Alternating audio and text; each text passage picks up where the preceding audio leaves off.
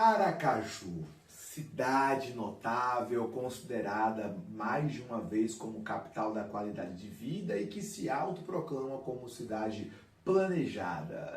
E não é tão bem assim. Afinal de contas, o título de qualidade de vida foi apenas durante pouco tempo e muita coisa mudou de lá para cá.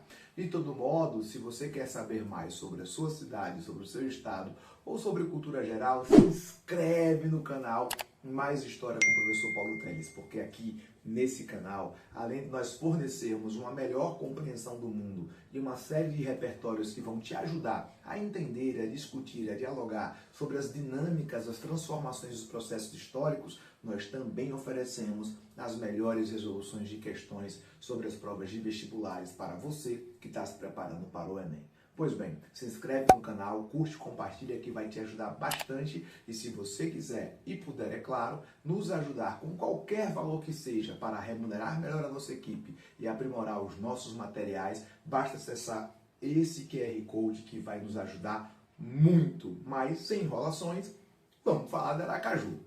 Aracaju vem do termo tupi Acaiu, que significa cajueiro dos papagaios. E é bem verdade que em sua história original, ela nem foi a primeiramente escolhida para ser a capital. A nossa capital, a nossa primeira capital do estado de Sergipe, ou da capitania de Sergipe del Rei, foi São Cristóvão, que, diga-se de passagem, foi inicialmente construída próximo à costa, mas devido a uma questão de defesa, proteção e também questões estratégicas, foi sendo recuada um pouco para além do litoral, onde hoje se encontra, já um pouco distante da praia. Obviamente, é uma cidade que foi alvo de ataques de holandeses e também de ataques de povos indígenas. Bom, São Cristóvão teve o seu papel durante muito tempo na história de Sergipe, mas, contudo, porém, todavia, necessitava de um porto. E é aí que entra, no século XIX, todo um processo de discussões sobre a necessidade ou não de transferência da capital.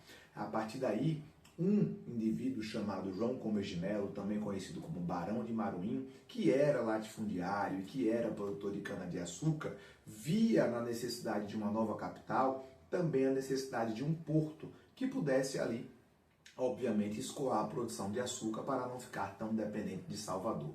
A partir de conchavos políticos, especialmente com o então presidente de província Inácio Barbosa, se escolhe a cidade de Aracaju, o local de Aracaju, para construir uma cidade que viria a ser a capital. Pois bem, durante muito tempo se disse que Aracaju foi uma cidade planejada, por ela ter sido construída a partir de um tabuleiro de xadrez, o famoso tabuleiro de Pirro, por conta do seu engenheiro, Sebastião José Gaspar Pirro. No entanto, é importante lembrar que a ideia de planejamento urbano do século XIX era uma ideia marcada principalmente pela perspectiva de higiene social. Em nenhum momento Aracaju foi pensada para ser uma cidade que acolhesse pessoas. Ela era para ser uma cidade administrativa, uma cidade que receberia funcionários públicos que iriam administrar a província de Sergipe e atualmente o estado de Sergipe. Pois bem, apesar dessa ideia dela ser planejada, esse planejamento já nasce como um elemento excludente e aparentemente isso permanece até hoje. Observe que pouquíssimos governantes na história de Sergipe e na história da prefeitura de Aracaju se preocupam em incluir de fato as camadas populares. Por exemplo, na sua fundação, Aracaju se limitava a um tabuleiro que tinha 600 metros de comprimento, 600 metros de profundidade, 100 metros de comprimento e, consequentemente, se limitava basicamente ao que hoje é o centro histórico. Todas as pessoas que tentassem, porventura, morar em Aracaju não teriam a menor condição de ficar aqui porque os custos e as exigências para a construção de moradias aqui eram muito altos. Consequentemente, essas pessoas vão ficar nas margens da cidade e vão sendo gradativamente empurradas para áreas cada vez mais periféricas, carentes de estrutura de saneamento. Detalhe, problema que também temos até hoje, de uma maneira geral, os governantes não se preocuparam com o saneamento da cidade e isso acabou levando à poluição do rio Sergipe e à poluição do rio Poxim, que são os dois rios que abastecem, que cortam a cidade e que poderiam ser melhor aproveitados para outros fins. De toda sorte, a cidade acaba sendo alvo constante de características que nós chamamos na história e na sociologia de gentrification, ou seja, áreas especulativas para atender interesses de grupos dominantes, especialmente do poder econômico. E o resultado é que as antigas áreas de moradia são literalmente abandonadas. Você, por exemplo, deve ter passado atualmente pelo centro da cidade e também por bairros que um dia foram nobres, como é o caso do bairro São José, e que hoje são bairros praticamente mortos. E aí nós temos uma coisa muito interessante.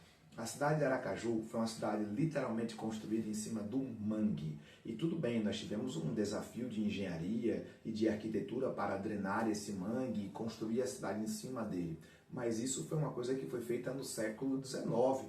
Estamos entrando no século XXI e o planejamento urbano da capital para vias de saneamento e até mesmo de mobilidade urbana, ele praticamente não existe. Se governa a capital do estado de Sergipe, que é uma capital, como uma cidade pequena do interior, muitas vezes fazendo obras ínfimas, como a reforma de algumas praças, a construção de alguns pequenos bairros, mas em termos de obras de infraestrutura que poderiam projetar a cidade para o futuro, pouco é discutido.